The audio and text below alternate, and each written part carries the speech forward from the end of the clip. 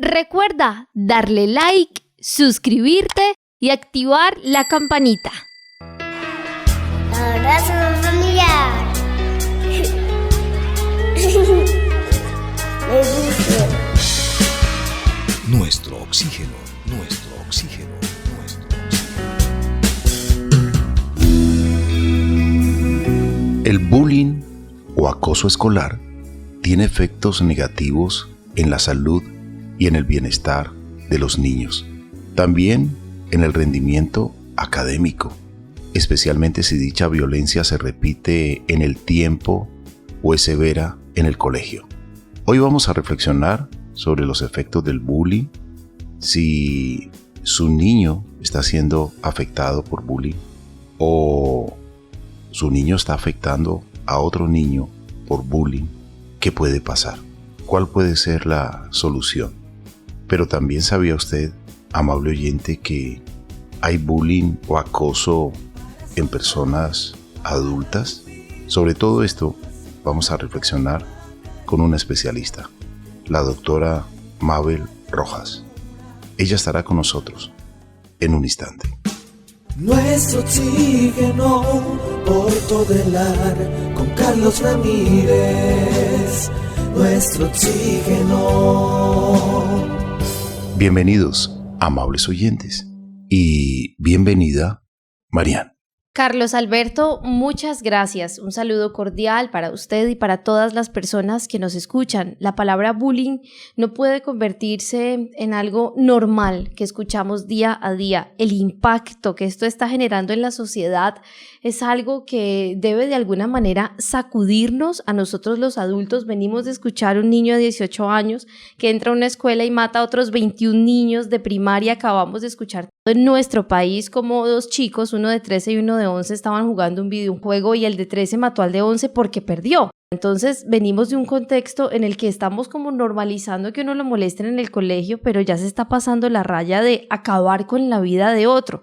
Parece que lo estamos como normalizando y el impacto que esto está teniendo es demasiado en nuestros niños. Estamos perdiendo vidas de niños. Qué importante es hablar de este tema, doctora Mabel Rojas, usted que es experta, especialista en relaciones familiares, en vínculos de familia. Bienvenida. ¿Qué está pasando con nuestros niños en el colegio? Papá y mamá no están presentes. Hola Marian, muchísimas gracias Carlos Alberto, oyentes, gracias por la invitación, un gusto saludarles. Para nosotros también es un gusto tenerle en el programa. Gracias por aceptar siempre la invitación a nuestro oxígeno. Doctora Mabel Rojas, hablemos qué es el bullying, por qué un niño se puede afectar por bullying en la escuela, en el colegio, o también ahora que estamos en el mundo de la tecnología, a menudo este acoso de la vida real se va a detrás de una pantalla y es conocido como ciberacoso o ciberbullying, y esto pues repercute grandemente en la parte emocional, afectiva del niño. Hablemos un poco de lo que usted sabe, conoce y hablemos un poco de prevención de esta situación. Muy bien, bueno, arranquemos por plantear que la palabra bullying es una palabra de origen inglés. Inicialmente se le dice bully a la persona que ejecuta la acción. Bully significa matón o peleón, aquel que pelea, aquel que mata. Entonces se asocia la palabra con matoneo o con pelea o con acoso. Es un tipo de maltrato que inicialmente puede pasar como maltrato psicológico. Se ha vivido en diferentes épocas y décadas, esto no es nuevo. Sin embargo, y como planteaba Marian, probablemente nos venimos acostumbrando, estamos normalizando la violencia a nivel mundial. Esto es un tema de salud mental del mundo entero, y entonces al normalizar la violencia en los escenarios clásicos del bullying, que son el aula de clase o el alma mater, la escuela, el colegio, pues es donde se viene presentando muchísimo más constante la violencia, este tipo de maltrato, que puede terminar hasta con la vida de un ser humano. Entonces, esta palabra inglesa significa acción de matonear o acción de agredir. El bullying es un hostigamiento, una persecución y puede ser física o psicológica y casi siempre se suman estas dos. En el bullying y el bully es el que lo ejecuta, el bully casi siempre usa acciones físicas. De hecho, en el perfil que se estudia del bully se ve cómo necesitan tener una característica física también, tienden a ser fuertes, grandes, altos, un poco corpulentos. El bully o el agresor es físicamente fuerte y además usa la violencia psicológica donde están las verbalizaciones y ciertas conductas o actitudes para hacer sentir mal a su víctima. Qué importante esto que usted nos está mencionando, doctora Mabel, porque entonces estamos en un escenario, planteemos el colegio, donde un chico le hace bullying a otro. Entonces, el que se siente, digamos, afectado, al que le hacen bullying, ya sea físico o de manera moral, pues hablándole y haciéndole malos comentarios, pero la típica historia, que al que le hacen bullying se queda callado, pero después a los años ya ha maquinado todo un plan y desata su ira con personas, digamos, mucho menores que él, donde él se siente como fuerte, como ese perfil que usted acaba de demostrar. ¿Cómo, como padres, podemos identificar que algo no está bien con nuestro hijo, sea el que haga bullying o el que esté afectado, pero que se encierra y se encierra y se encierra y cuando uno menos piensa este muchacho y de un plan y miren lo que terminó? Correcto. El bullying tiene como característica el deterioro emocional. Cuando alguien sufre de bullying o de acoso, cuando alguien es maltratado psicológica y físicamente, su deterioro es mental principalmente. Se reprime, se guarda el dolor, el malestar, la frustración y esto obviamente causa unas secuelas a nivel psicológico. La persona que se reprime, se guarda el dolor, que no logra gestionarlo, que no logra encontrar una red de apoyo o cómo solucionar aquello que le viene afectando, pues sus canales neurológicos asociados a la empatía se van perdiendo. Su autoestima se va degradando y en muchos casos, dependiendo de también el hogar de origen de donde viene la persona que inicialmente recibe el bullying, pues esto también tiene muchísimo que ver porque no hay una red de apoyo afectiva que le ayude a canalizarlo. Entonces, así como el que lo ejecuta, el agresor, tiene un perfil psicológico específico, la víctima o el que recibe el bullying también lo tiene. Siempre que trabajo en escuelas de padres o directamente en las instituciones educativas, le digo a los docentes o a los adultos alrededor, incluyendo padres de familia, esto no es solo de identificar quién agrede, sino qué pasa con el que se deja agredir, qué sucede con ese niño que se vuelve o niña que se vuelve la presa fácil o la presa idónea para ese que necesita agredir. El que matonea, así como tiene una rabia guardada, una frustración, normalmente vienen de hogares agresivos. El joven que matonea o el niño que viene a agredir a otro es porque en el fondo también necesita canalizar una rabia, una ira, está contenido en emociones negativas o en emociones sobre todo de rabia y de frustración. Entonces busca a alguien que considere frágil para canalizar en ese otro toda su frustración. Ahora, ¿por qué encuentra a alguien que se percibe como frágil? Normalmente los niños o jóvenes que reciben el matoneo son jóvenes que tienden a ser inseguros, que más allá de ser muchachos tranquilos, muchachos que evitan el conflicto, es que muy en el fondo tienen unos rasgos de inseguridad que también hace que ellos se silencien. Son personas que fácilmente podrían recibir el maltrato y fácilmente dejarlo allí en silencio, guardárselo por evitar el conflicto, pero también es porque hay baja autoestima en él. Entonces, si lo estamos viendo desde allí, ustedes pueden ver dos personalidades, una agresiva y una pasiva, pero las dos personalidades con unos vacíos. Yo les llamo en mi consultorio rotos psicológicos o niños rotos. Entonces, mientras uno vive en un hogar agresivo, el otro puede venir de un hogar donde puede haber también agresión, entonces estar acostumbrado a ello, pero en el fondo tener mucho miedo y tener una personalidad tan pasiva que lo lleve a recibir y a soportar, a creer que puede soportar el maltrato. También hay baja autoestima. En los dos casos hay baja autoestima, aunque las reacciones y de pronto incluso el ambiente sea un poco distinto.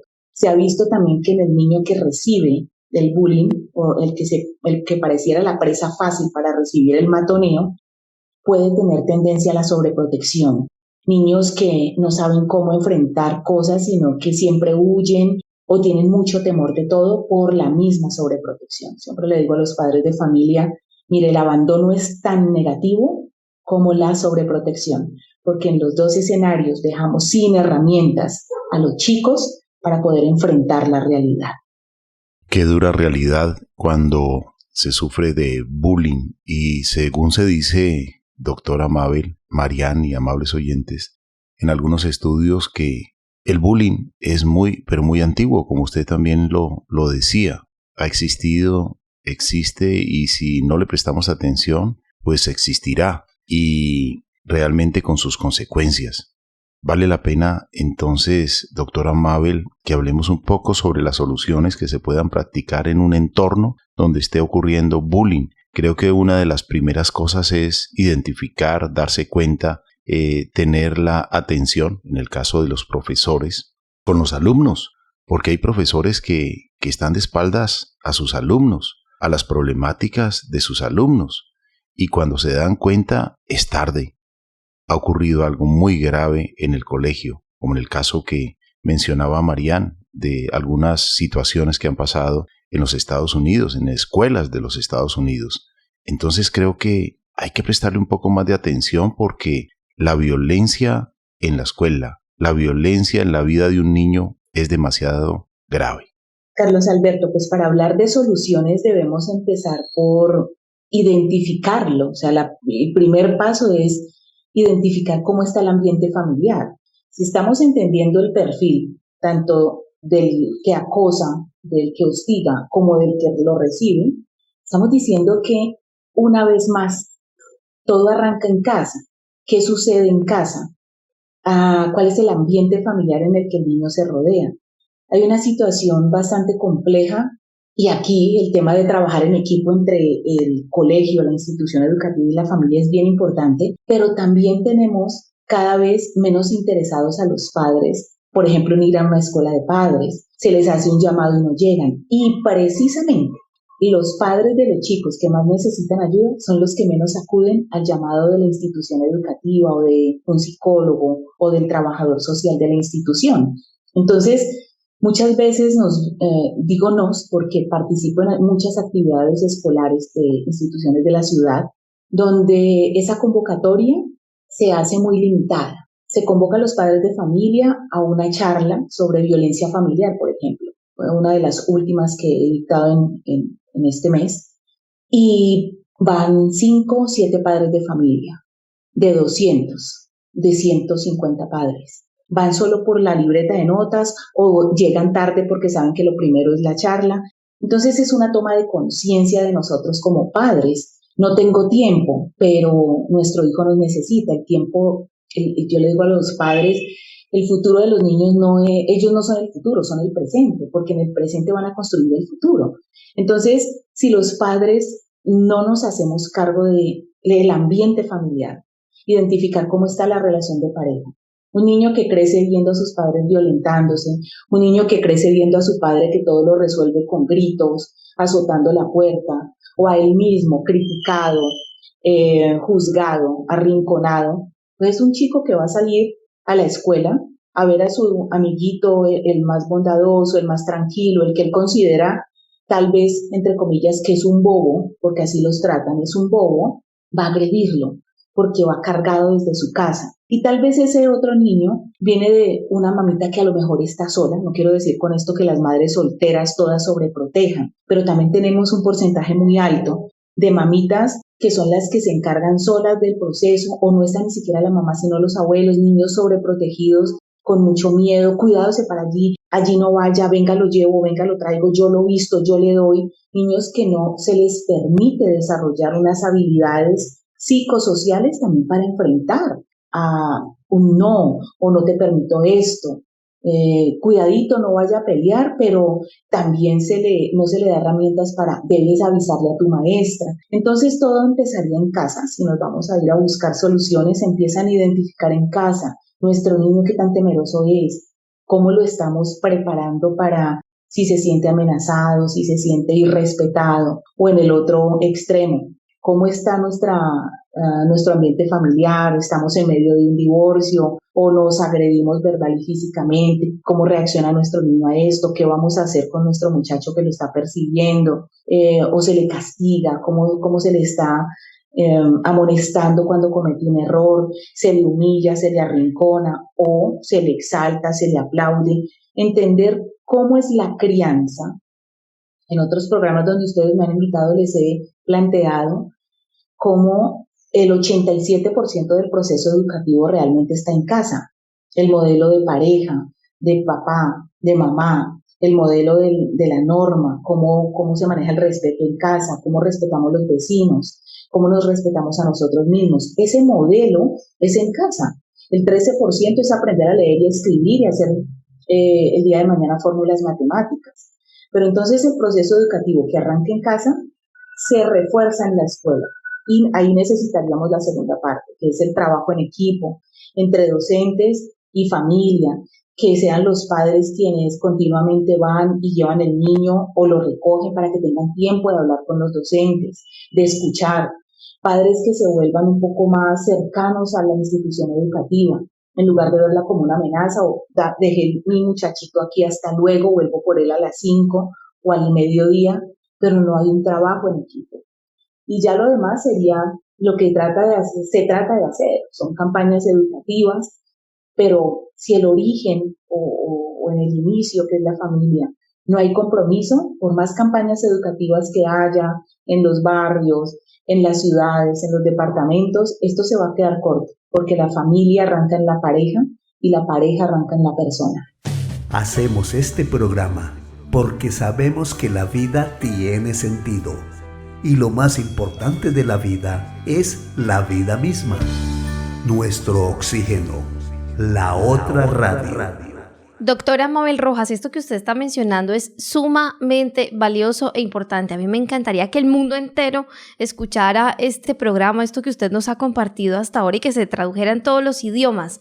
Doctora, estamos hablando de que las escuelas en este momento, hablemos especialmente en Colombia, se han convertido más en un tema asistencial. Voy, lo tiro, lo dejo porque yo me ocupo, tengo que trabajar y lo que sea, al niño, la niña y ya, eso es todo. Y como trabajo todo el día, eso es que lo recoja el abuelo, la abuela, el que pueda, la empleada, y ya entonces por allá en la noche tengo 20 minutos y eso que estoy con el teléfono mientras supuestamente le escucho. ¿Cuál puede ser una herramienta, una solución para el niño o la niña, pues que los dos papás trabajan o que tiene solo la mamá, pero también tiene que trabajar, así que está solo máximo 2 horas en la noche disponible? ¿Cómo sacar adelante esta crianza? Bueno, Marian, pues la solución para el niño realmente sigue dependiendo del adulto. Por eso el adulto es el responsable del proceso educativo.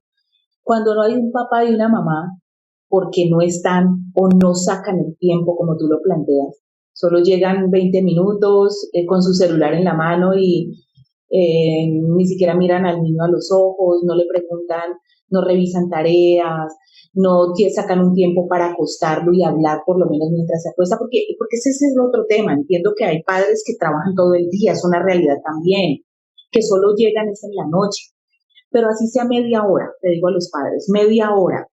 En esa media hora, ¿qué huella está dejando usted en su hijo? Mírelo a los ojos, deje por un momento el celular, deje por un momento el computador.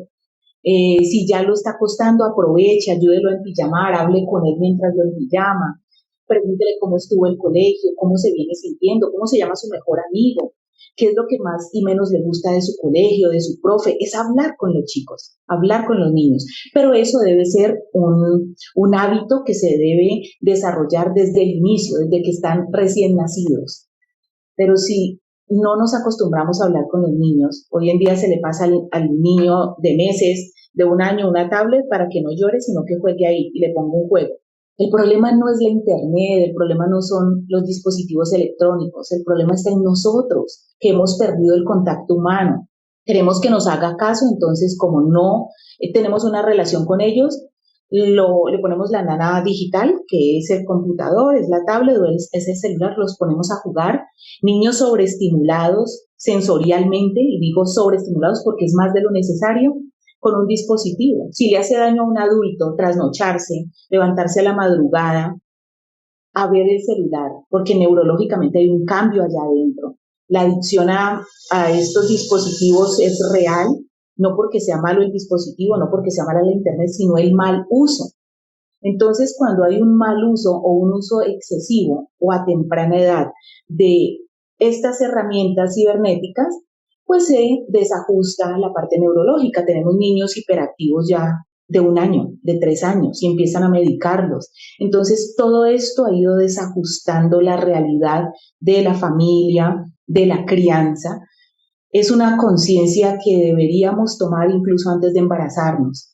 Listo, ya me embaracé, no lo tenía programado, pero entonces mi hijo es el futuro hoy. Hoy, ¿qué estoy haciendo? Ok, no hay papá, no hay mamá. Los abuelos, recibir de alguna manera herramientas, estos abuelos que cuando ya no es su época, pero les está correspondiendo volver a criar a sus nietos, darles herramientas a estos abuelos para que tal vez desde su cansancio puedan hacer algo. Mi abuela decía, del ahogado el sombrero. Entonces, como que con lo que hay debemos buscar alternativas. Y cuando la alternativa es solo en el colegio, porque también tenemos ese escenario, tengo maestras de varias instituciones que me dicen, soy lo único que tiene este niño. Vienen y me lo traen a las 7 de la mañana, 6:30, y lo vuelven a recoger a las 5:30 de la tarde. Solo me tiene a mí porque cuando llega es a la calle porque no hay unas reglas o llega a su computador.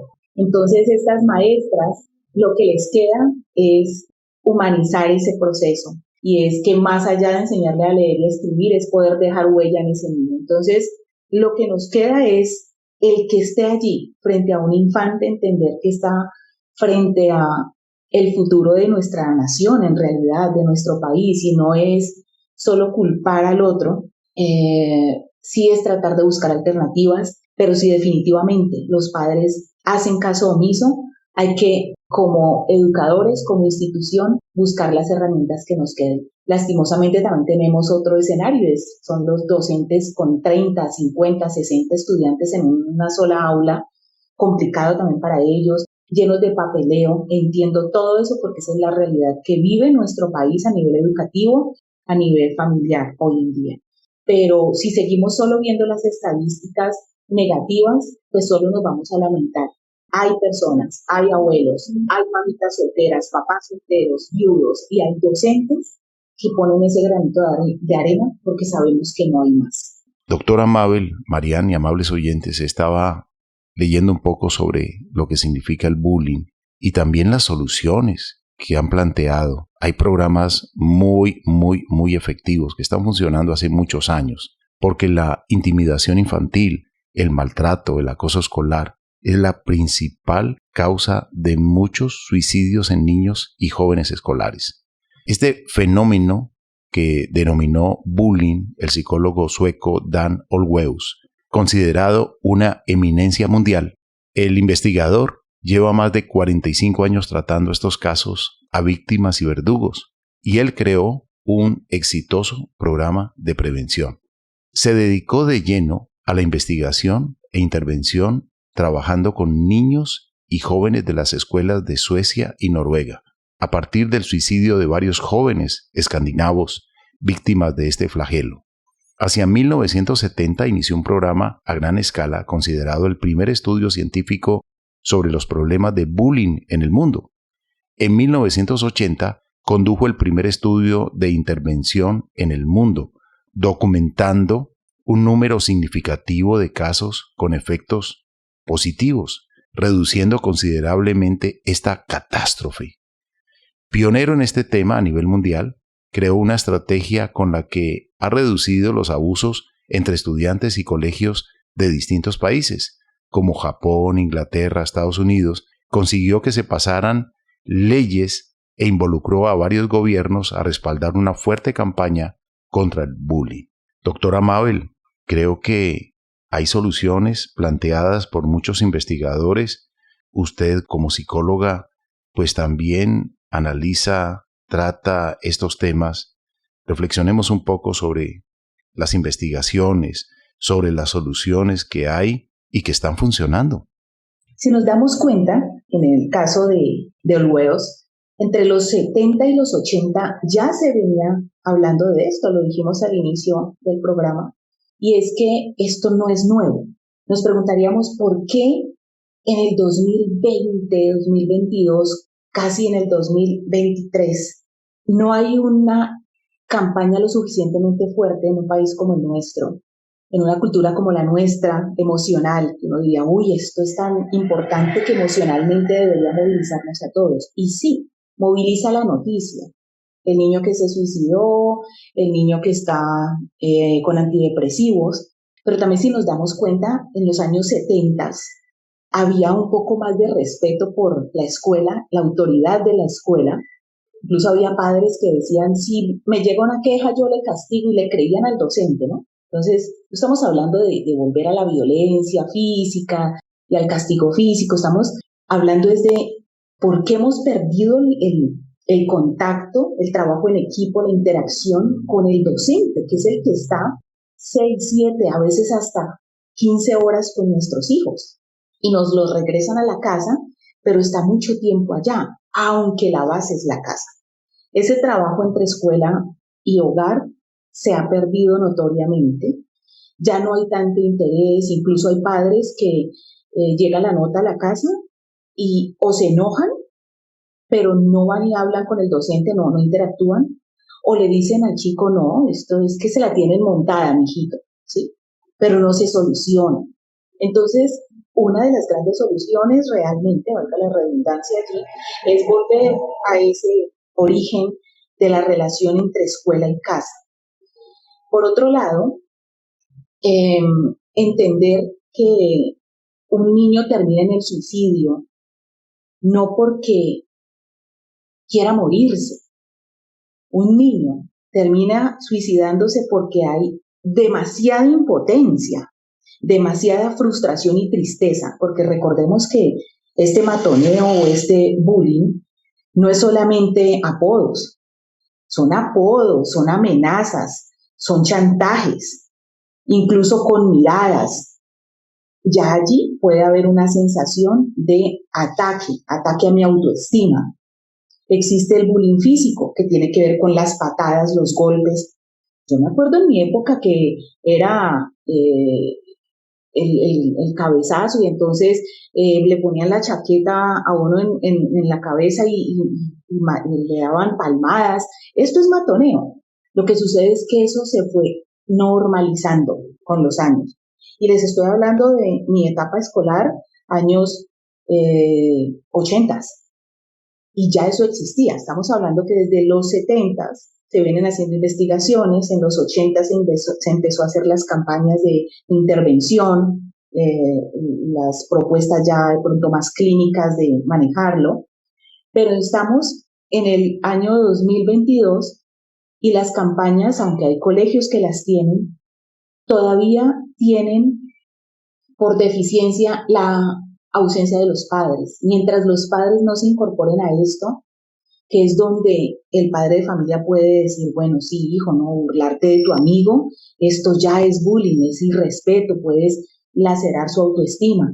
Un niño inseguro, un niño con baja autoestima, que no se siente suficientemente importante, así no sea agresivo, que empiece a recibir apodos, que empiece a recibir empujones, que empiece a recibir, se vea obligado a hacer los famosos retos que van desde agredirse hasta ver pornografía, incluso irrespetar a otros, irrespetar profesores, pero que no lo quiere hacer, pero que no sabe decir no, y le tengo miedo a ese otro amiguito, no sé cómo gestionarlo, y llega a casa pero no hay con quién hablar de esto. Es un niño que fácilmente empieza a sentir cuadros depresivos, imposibilidad, empieza a ver el escenario gris y no le queda más que pensar en mejor morirse porque no quiere que su familia se meta en problemas. Son niños muy temerosos, no quiere hablar en el colegio porque tiene miedo de volver y que le digan que es el sapo del salón y se ponga peor la situación. Entonces son niños que encuentran en el suicidio la única salida para resolver esta situación. Las edades son más o menos entre 7 y 14, es como el promedio en edades que los estudios vienen concretando, y son niños que se enfrentan a matoneo verbal, sexual, físico, incluso la exclusión social es una forma de matoneo, que es apartar, excluirlo, la ley del hielo, no te hablo, no le hablen a fulanito, no lo miren hoy, todos ignoremos a fulanito. Y entra la masa, ¿no? El grupo a ser influenciado por este tipo de líderes. Entonces, si yo sé que en casa mi muchacho es un líder negativo, debo estar pendiente de eso en el colegio. Si el colegio ya detectó que hay un líder negativo y que además hay un niño muy inseguro, muy aislado, muy calladito, también preocupémonos por ese. No es solo preocuparnos por el agresor, es preocuparnos por el niño que es el más juicioso, tan bonito, pero es el que menos habla, el que menos interactúa, y empiezo a darme cuenta que se deja quitar la lonchera, que trata de complacer a otros. Ahí es donde debemos actuar inmediatamente. Un verdadero campanazo de alerta. Papá, mamá, no nos descuidemos con nuestros niños, veamos sus actitudes al llegar del colegio, si está contento, si está aburrido, si no quiere regresar. Esa puede ser una señal. Doctora Mabel Rojas, gracias por habernos acompañado en este programa. Marian, gracias a ustedes. La verdad es un privilegio poder participar en su programa. Gracias, Carlos Alberto, por la invitación que me hacen. Es un privilegio poder entregar estos mensajes a la comunidad, a las familias, a las personas. Gracias a nuestra invitada, la doctora Mabel Rojas, por sus reflexiones, por sus orientaciones.